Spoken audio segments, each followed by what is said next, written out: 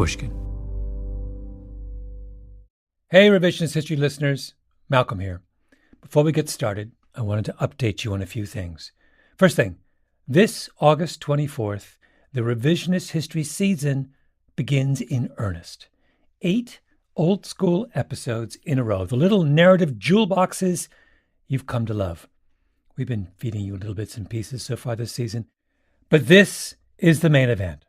At the heart of it is a 6-part series on guns and violence that I think is my favorite thing we've ever done. Weird, moving, funny, heartbreaking. So mark your calendars. August 24th is when it all happens. And by the way, if you want to get that whole miniseries early and binge it all at once without ads, you can, just by becoming a Pushkin Plus subscriber. In fact, just $6.99 a month or $39.99 a year gets you every one of the Pushkin shows early and ad-free. Just go to the Revisionist History show page in Apple Podcasts or pushkin.fm/plus to sign up. And one last thing, speaking of things you should binge, the latest season of our true crime masterpiece, Lost Hills, has dropped. The new season explores the legacy of Malibu's Dark Prince, Mickey Dora. Mickey was a surfer known for his style, grace, and aggression, who ruled the Malibu beaches from the 1950s to the 1970s. Celebrated for his rebellious spirit, he was also a con man who led the FBI on a 7-year manhunt around the world. Believe me, this is a show worth a listen. So sign up for Pushkin Plus, and you can binge this one too. Hello, everyone. Malcolm Gladwell here. I'm here in the studio with Maria Konnikova, the Revisionist History ombudsman, who's come by for the second time to do a little bit of correction and instruction and tell me what's gone right and wrong in her own mind with our season so far. Maria, welcome. Thanks so much for having me, Malcolm. It is always a pleasure. Although I have to say that in your last few episodes, I have felt a little bit personally under attack. I mean, we had the monk debates, which was an absolutely fascinating episode to me, and I'll say a little bit about it in a second, but I don't know if you know that I used to be a debater, and I debated for multiple years at a pretty high level. In high school? In high school, yeah. Yes. And wait, and were you successful? I was successful, but then I stopped debating. So I did not debate in college, and I stopped debating at the point where you would have gone to like nationals and like really had to focus a lot of time on it. Because at first I got into it as a way of, clarifying my thinking, and I just thought it was amazing when I watched people do this. Like, wow, they can synthesize so much information. They can argue all these points. And I'm someone who like really loves to argue out both sides of something to figure out, what do I think? What's important here? And so I thought debate would help me with that. And it did. But there came a point where it became formulaic, where I figured out how to do it, and then I lost interest in it because I realized that it wasn't actually about thinking deeply. It was much more about rhetorical deftness. Technique, exactly. Yes, it is heavy. That was the great takeaway for me in doing this, because I debated very casually in high school once or twice, and we did parliamentary debating where heckling was allowed. And so that's amazing. We did not have heckling. We had heckling because you have heckling in real parliamentary systems. So Parliament's a shit show. Oh, yes. So when we did debating, we just were focused on the heckling. That's what, I mean, of course, that sounds so fun. So I'd probably still be debating if that's what our debate was. But your debate, the monk debates, was not about heckling. No, you're not allowed. It was a very different format. So for people who didn't listen to the episode or need a little bit of a refresher, you were arguing a resolution. And the resolution was don't trust mainstream media. And you were against this. You were on a team with Michelle Goldberg, and you were debating against Matt Taibbi and Douglas Murray. And Douglas Murray, as I found out, and I saw, as did other people who you spoke with after, that he's a debater. And so he's a pro. So we're going to spoil it. Spoiler alert. How did you do, Malcolm? I got destroyed. I mean, it was humiliation on the level. My social media to this day is just full of people gloating about how I got my hat handed to me. You did. But what I actually, I loved that after that happened, you went to learn to figure out what you did wrong. And so I loved kind of the second part of the episode where we get to hear professionals talk about, what you could have done, what you didn't do, and you went to learn how to debate. My complete ignorance of this debating technique is what killed me. That, and also the fact that, I was excessively self-confident going into and not self-confident in my abilities to debate so much as self-confident in the position I was arguing. I just didn't think that there were lots of people out there, particularly in Canada, who would believe that you shouldn't trust the mainstream media. I just thought we're going to win. I loved the excerpts that you chose for the podcast because, you really showed some of the issues, which is, I don't think this was a bad thing because you felt strongly about your topic, right? You didn't even think that it was possible to argue the other side because, as you just said yourself, you have to be insane to not trust mainstream media, to think that the alternative is better. And so you brought a lot of emotion to it, which I think is good from a human point of view, but from a debating point of view is not necessarily ideal, and can cloud your ability to hear the other side's arguments, what they're actually saying, whether they're twisting your words, whether they're twisting the actual premise of the debate. Yeah. And that's, I think, where you got, so to speak. Yeah, it's funny because I'm not normally someone who does rise to debate. I'm not normally someone who's terribly emotional. I don't really get angry much, but in that there was something about that context that just I got pissed off about halfway through. Yeah. And I just couldn't keep it in. Yeah. And you could tell that you were pissed. I really think that Douglas Murray is loathsome. All right. We'll have that on the record. But that gets to kind of the psychological heart of it, though, because what we know is as soon as he presses that button and you actually become enraged and you become emotional, your logic goes down a little bit, your ability to process information goes down a little bit, and your ability to listen goes down a little bit. That's why when we're in an argument, we want to be the one who does not get emotional, right? You want to be the one who steps back. You want to be the one who says, okay, let's take 5 minutes. Obviously, when you're on stage in front of an audience with someone you find loathsome, you can't say, okay, let's pause this for 5 minutes and take a step back. But it actually made me think some of the criticism that you got was not listening well. And it made me think, and this gets to the heart of why I quit debate, of something that I learned from con artists. So a few books back, I wrote a book about con artists, and I spent multiple years with con artists, and I learned all of these fascinating histories. And there's one con artist, totally fascinating character, Victor Lustig. I don't know if you've heard of him. He styled himself as Count Lustig, even though he was not a count. This was early 20th century. So Victor Lustig is most famous for selling the Eiffel Tower, not once, but twice to two different groups of investors. So he was very good at what he did. And he wrote something called the 10 Commandments of con artists. And one of those commandments is something that just came to mind immediately, which is that a con artist isn't a good talker. A con artist is a good listener. And if you think about what that means, right? Listening to the other person is how you get them, and is how you trick them, and is how you take advantage of them. And so that's what came to mind when I was listening to this debate. And I thought, wait, a debate is a con in a lot of ways. That's interesting. It's kind of a way to, if you're the better listener, you're actually going to be the better talker, and you're going to be able to take advantage, because con artists are great talkers, right? They're silver-tongued, but listening is at the heart of it. But here's the other thing I was thinking about, with respect to debating. The second way in which debating is kind of not a trick, but... Oh, it's a trick. Well, a version of a trick. And that is that I realized that my normal way of going about the world is I take in information and don't respond immediately. I tend to turn things over for a long time and decide how I feel a long time later. Might be weeks later, might be months later, I'm someone who I'm a slow processor. And slow processing has been very useful for me. The debate form does not advantage the slow processor.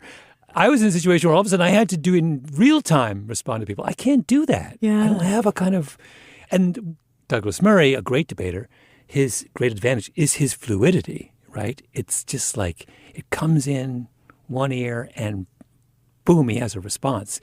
And I'm still thinking about it. Months later, I'm still thinking about, should I have said, in that. Yeah, and it's a skill. It's a skill. And that's, at the end of the day, that's what I came away with, that debate teaches you very useful skills of fluency and of conning. Yeah.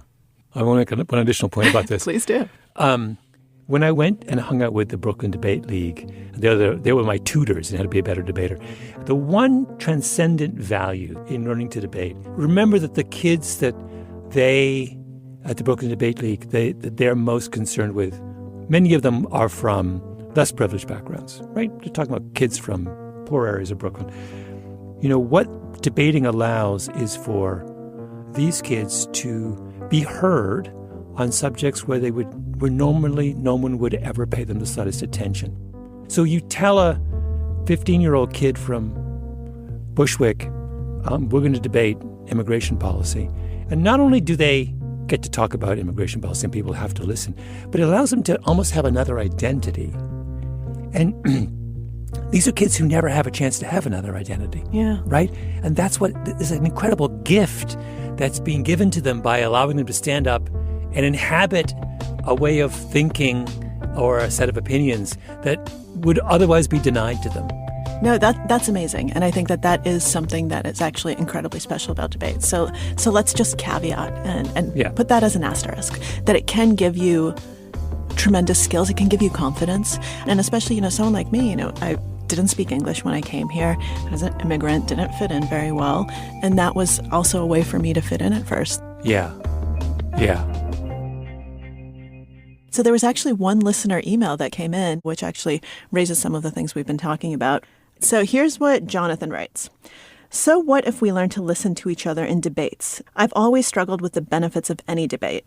Does winning a debate matter anymore to the well-being of society as your favorite NBA team winning a game matters? Does a society full of expert debaters achieve something our current society cannot?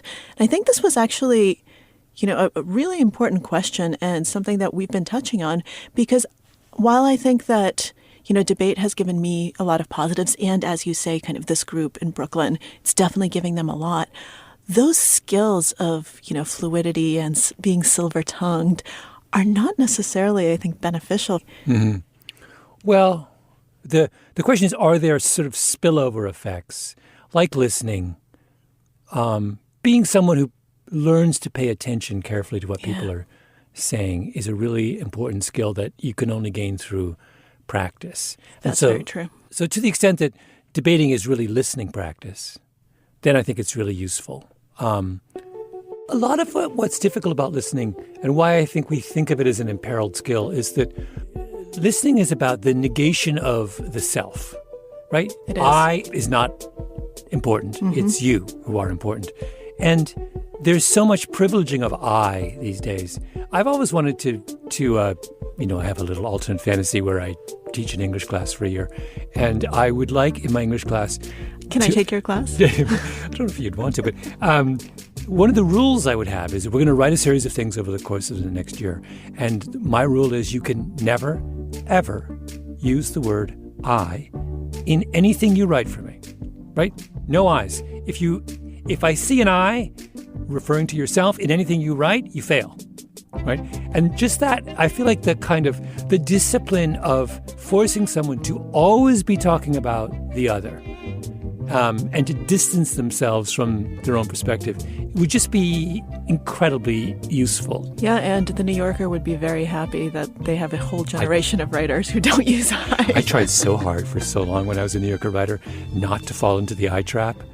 And then, eventually you're like, oh, you give in. You're just like... Speaking to this journalist. I know. It's just so disingenuous. And the English got around this by saying one. Yes. One listens to one's perspective on one. And what does one think about this? The problem is that you get into the multiple one then, and once you commit to using one once, you have to keep, and you're like, oh, please, just stop it. It's really annoying. And it's not just annoying, it makes it difficult to understand because it's actually unclear. Yeah. Let's take a quick break. The second thing I wanted to talk to you about today is the importance of precise language. Even if that language might make you uncomfortable, even if that language might not be nice, so to speak, but the importance of saying precisely what you mean. And I actually started laughing out loud at this listener email that we got.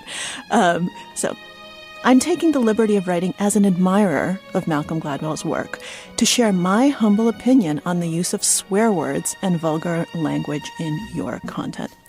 There is no doubt their use and proliferation has become part of the zeitgeist. It seems people feel that even in formal contexts, they lend an air of cool and nonchalance, helping them avoid coming across as stuffy and staid in a culture where everyone eagerly wants to be hip. What they don't realize is at the same time they cheapen the language and give it an air of tawdriness. It's the opposite of classy and also reflects laziness on the part of the writer. I hardly doubt Pushkin would have used such curse words in his writing. And this is where I just lost my shit. Because this is someone who has never read a word of Pushkin. Pushkin is the most foul-mouthed poet, just, I think, in Russian history. And this is among other foul-mouthed poets. There is profanity in Russian language. And it's not just profanity, it is profane profanity.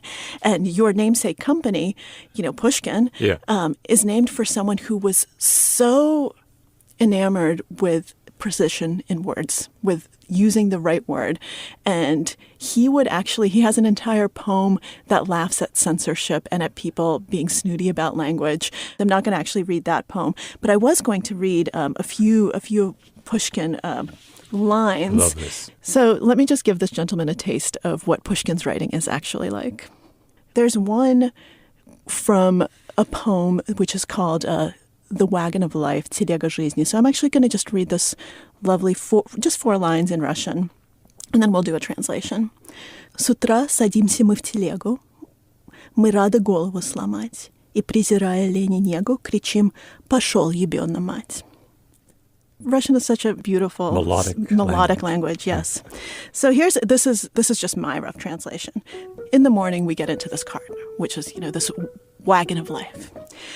We are happy to challenge our brains. Literally, it says break our heads, but that's not idiomatic. So, and detesting laziness and leisure, we yell, "Get moving, fucking mother."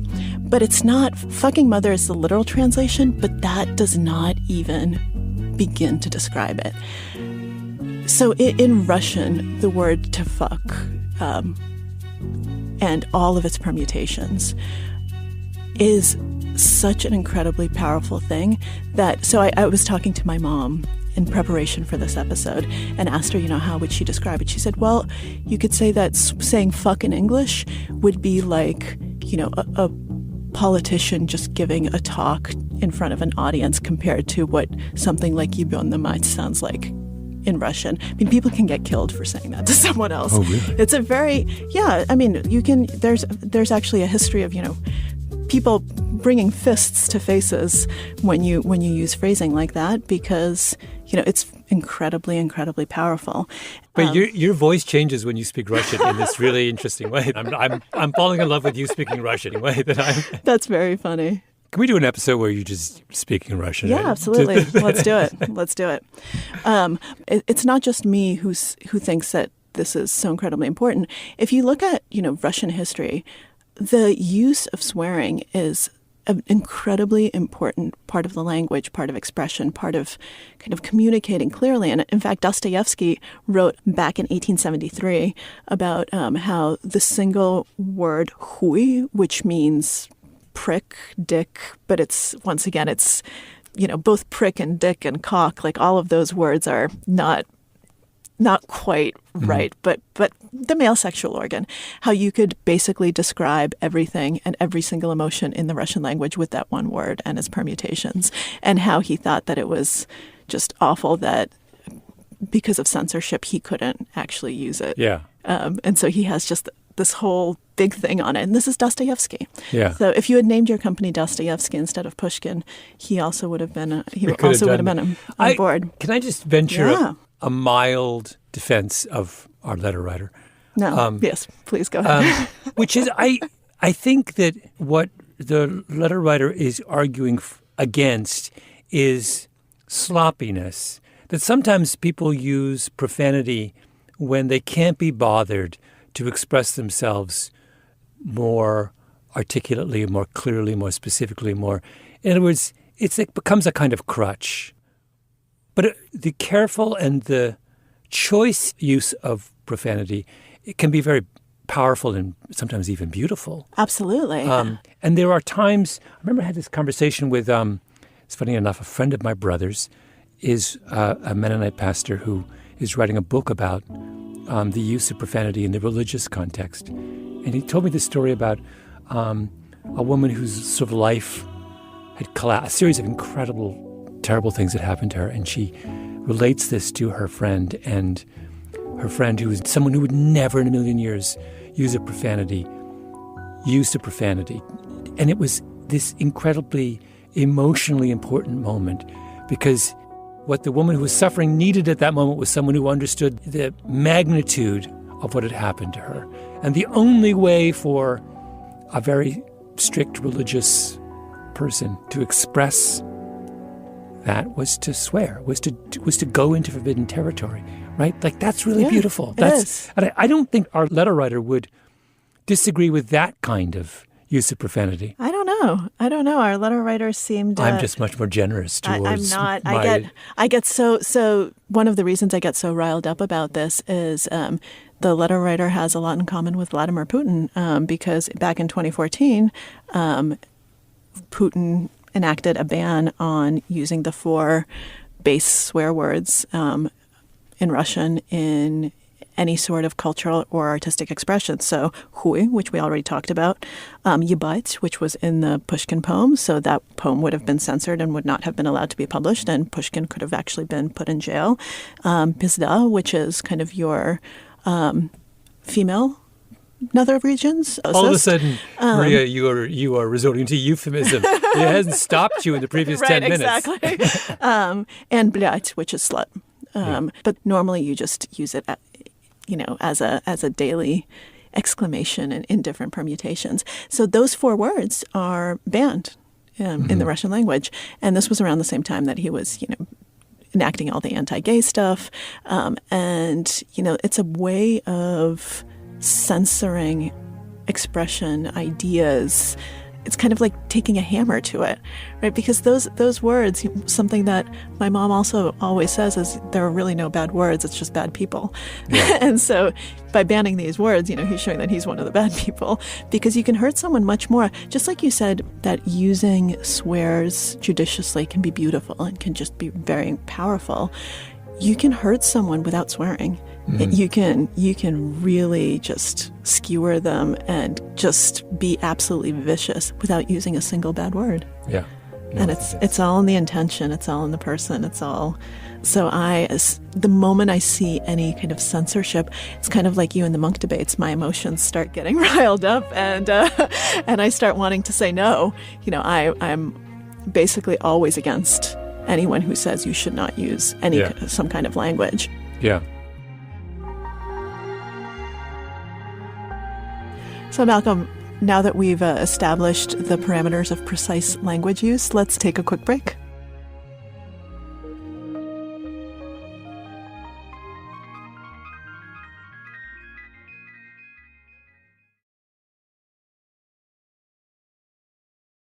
All right, we're back. Now, Maria, as you know, we gave Columbia University the first ever Pushkin Prize for the way they screwed around with their data to get a higher place on the U.S. News rankings. We awarded them the George Santos Memorial Pushkin Prize for egregiously deceptive self-promotion. And it was all because a Columbia professor named Michael Thaddeus found them out. And after he exposed their shenanigans, they fell from number 2 to number 18. It was a huge scandal. Which is quite the fall from grace. It is quite the fall from grace. No one is more obsessed with the U.S. News rankings than me. No one was more delighted to see Columbia tumble so far and so fast. But I can see that for a Columbia alum such as yourself, this could be a little bit disconcerting. You didn't feel like your degree was in some way devalued by learning that the school was 18th as opposed to 2nd. No, because when I applied to Columbia, first of all, it was grad school, so it's a little bit different. But secondly, it was not number 2 because this was pre-manipulation. So, I mean, I'm sure there was still manipulation, but I started grad school in Columbia back in 2008. So this was a while back. I think the manipulation may have started by then. Okay. It's one thing we don't know. Right. Columbia has not come clean about, they've given us no knowledge at all about the extent and breadth of this conspiracy. But I think it's reasonable to assume that it may well have started in the 90s. That's actually probably accurate. Yeah. And the show we just did about it, I asked Revisionist History's resident data scientist, Lauren Lavelle, to reconstruct what Columbia did. But I also wanted to know, and this is crucial, is there a way they could have cheated so they wouldn't have gotten caught? In other words, is there a way they could have climbed into the top 10 without having run any risk of exposure? And so Lauren sat down and went through the data and figured out a strategy to make this happen. So we're trying to do like a more sneaky route of getting them into the top 10. So in 2023, Duke and Northwestern tied for number 10. So we're looking to get the same score as a Duke or Northwestern, which is about a 92 out of 100.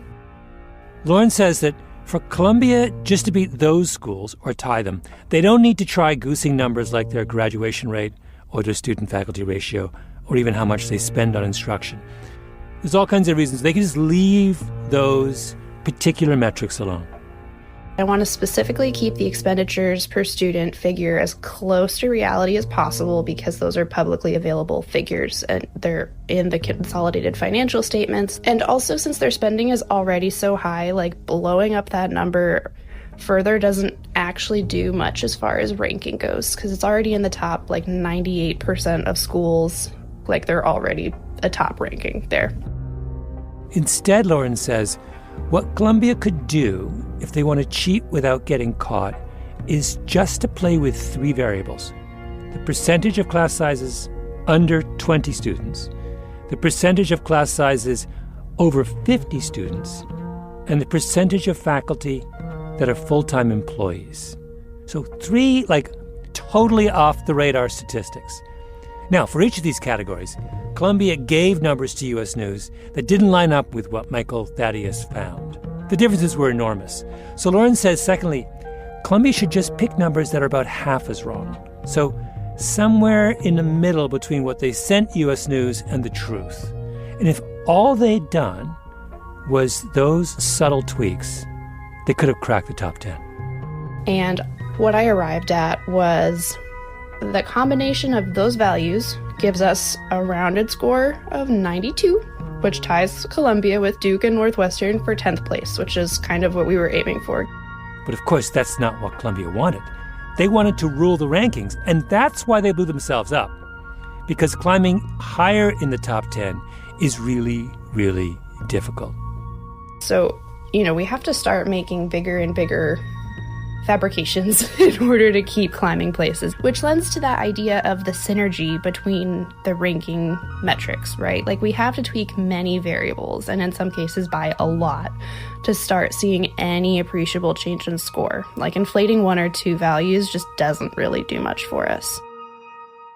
And what Lauren Lavelle is saying is that if Columbia just fiddled with 3 incredibly obscure metrics and just casually ease their way into the top 10, no one's going after them. Yeah, that's absolutely true. If they cheated just by a little bit less, who knows? And this goes back to when did they start cheating, right? Because I'm guessing they did not start being so egregious right away, right? They started small and then they started climbing and they got more ambitious and no one No one caught them. No one took them by the hand and said, bad boy, you can't do this. And so they kept going, and they kept getting bigger and bigger and bigger. And that, to me, is, the hallmark of the cheaters who get caught. Columbia only gets caught because this guy, Michael Thaddeus, a math professor, takes an interest and devotes an enormous amount of time to figuring out how much, to the extent to which his institution cheats, right? No one else is checking. So right away we have a suspicion there may be more cheating going on, because how many of these obsessive, devoted math professors out there are there who have the motivation to look, right? Not like the government's looking, or U.S. News is certainly not looking, because if U.S. News, the minute that they claim to verify the validity of the data they collect, then they're liable in the event of a fraud. Yep. So they very clearly say, we don't check anything. Yep. Right? It's on you. So anyway, the reason I bring this up is I'm walking down the street in Manhattan about 2 weeks ago, down 22nd Street. Okay. Guy stops me. He goes, Mr. Gladwell. I go, hi. He goes, yeah. Big fan of revisionist history. I read that thing you wrote about Columbia, and I got to thank you because it brought me all kinds of clients. Uh-oh. And I was like, wait, what? I was like, what do you do? He goes, I'm a lawyer. He goes, what clients? He goes, well, you can imagine when other schools learned about what was happening at Columbia, they realized they had some legal exposure, and they called me. So I got all these clients now. And I was like, wait. And then I said, well, tell me more. And he's like, oh, I can't. And then he walked away. And I said, well, I gave him my email. I was like, he didn't email me. Of course he didn't. He didn't. So, but that exchange makes me think, wait, so what is he saying? Is he saying that lots of schools are cheating? They see that Columbia got busted, and now they're panicking and they're calling him to figure out whether they have legal exposure? Is that what he's saying? I think that's what he's saying, because as the moment you started telling the story, and it didn't even occur to me until this conversation, but of course everyone cheats on the U.S. News rankings. And in that case, right, if everyone's cheating by a little bit, then the rankings are actually probably still pretty accurate, because if every single school is trying to bump themselves up a bit, then it probably kind of all evens out.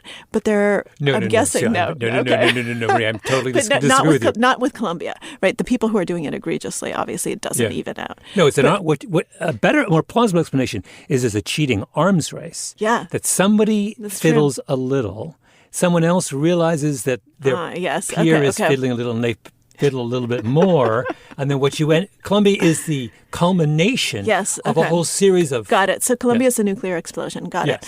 But yeah, it made me realize, how many people are cheating, how many schools are cheating on the rankings, how many are actually being smarter and just cheating smarter, and not yet as cocky as Columbia became. Because that's the other thing, right? The more you get away with it, the longer you get away with it, the more confident you become that you will keep getting away with it. And that's completely rational. So as someone who studies this, I'm curious on this question. So the longer you cheat and get away with it, the more confident you become that you won't get caught. But is it also the case that the less aware you are that you're actually cheating? No, I don't think that's right. That? No, I think that these people are not pathological. They are very well aware of what they're doing, but they probably give themselves excuses because they also don't think they're doing anything bad. And people who cheat all the time, who lie all the time, they want to justify that, no, I'm not a bad person and I'm not really doing anything wrong. So Columbia actually probably tells itself we're not doing anything bad, we're just staying competitive. Because if we're the only truly honest school and everyone else is cheating, then we get screwed and they all benefit. So, let's all do it a little bit. The Lance Armstrong doping argument. Exactly. For which, at various times in my life, I've had a lot of sympathy. So here's what Lance would say. Lance would say, in the era that I was taking EPO and winning the Tour de France every year, not just EPO, lots of things, the only way you could compete at the highest levels of cycling was if you were using performance-enhancing drugs. My problem is that I was better at it than everybody else. And I think that that's actually true because, you can't just take performance-enhancing drugs and expect to be better overnight. They're simply a tool that allow you to train in different ways and to exploit your potential more efficiently. And he was the most efficient exploiter of his own potential, right? This is true. He brought his considerable intelligence, and the man and his group these guys were like to bear on the question of, okay, if we're going to take EPO, how do we maximize its usefulness? So, like, he's sort of right. Like, if Lance is a less expert cheater, he doesn't get caught. Most of those guys never got caught.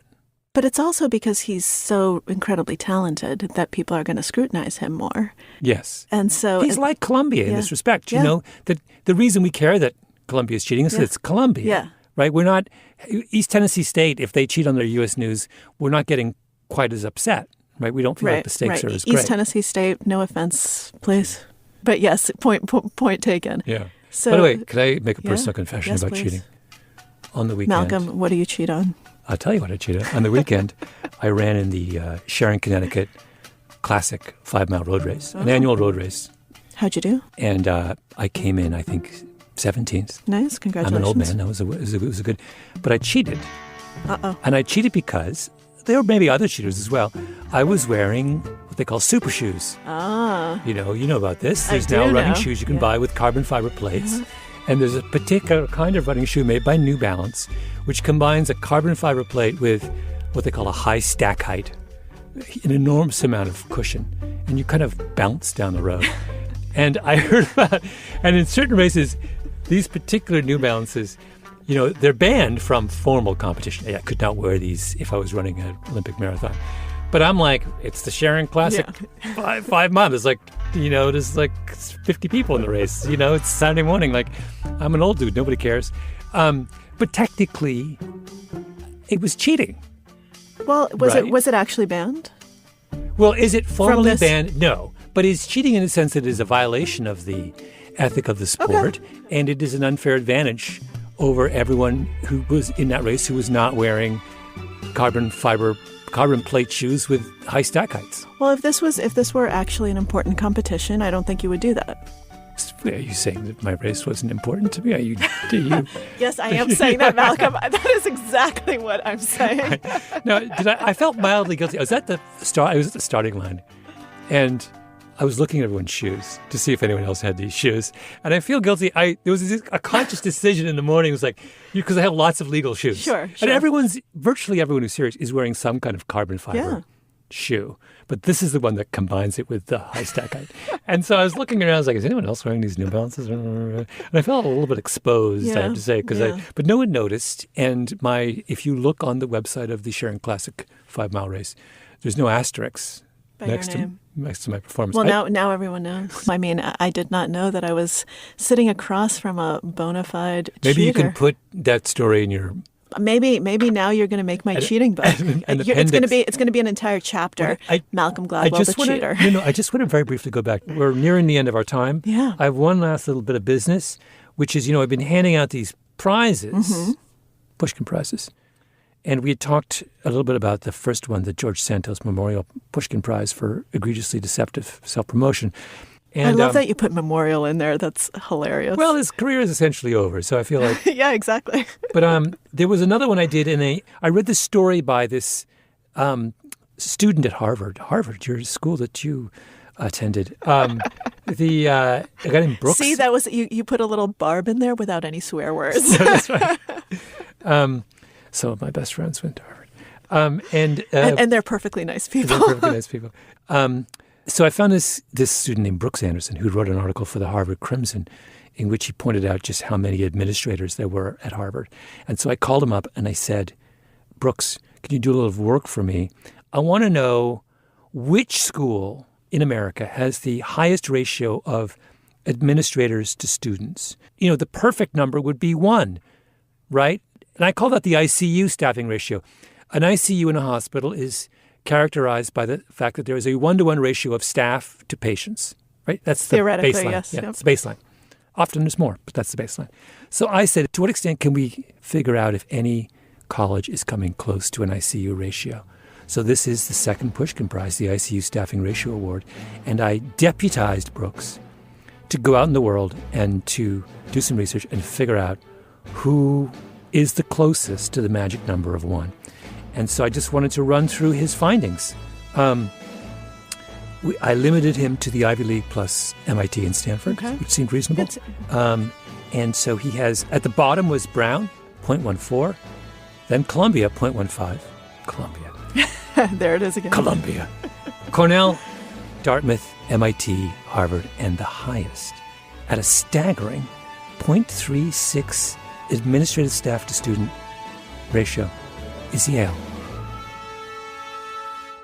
The Bulldogs, they take home the prize, which means like you walk around the Yale campus, chances are you're 1/3 as likely to run into an administrator as you are a student, which is, I'm sorry, completely and utterly bananas, right?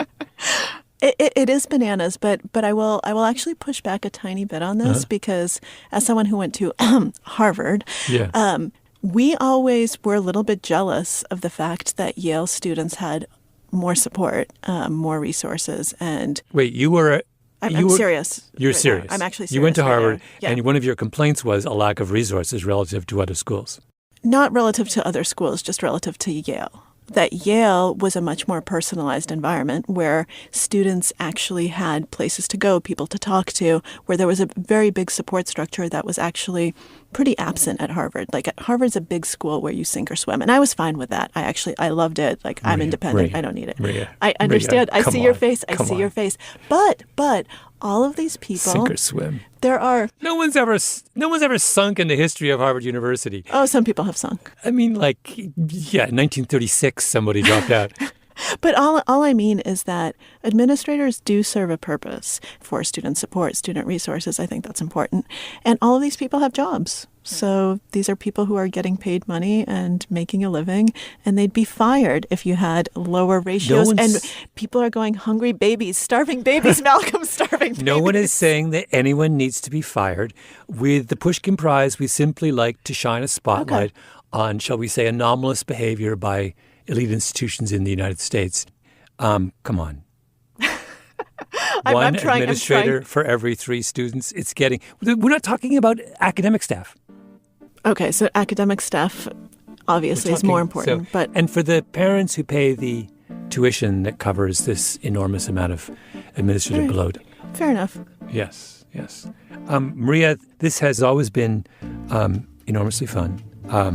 I will go home just thinking about your transformation when you speak Russian and how anyone with the privilege of hearing you speak Russian gets a different Maria. I love it. And Malcolm, I will go home thinking about your 17th place finish in your race that was life-changing for you, right? Yes, it was. Yes, it was. Thank you, Maria. Thank you, Malcolm. Revisionist History today was produced by Kiara Powell with Jacob Smith, Lehman Gistu, Ben Nadaf Haffrey, and Tali Emlin.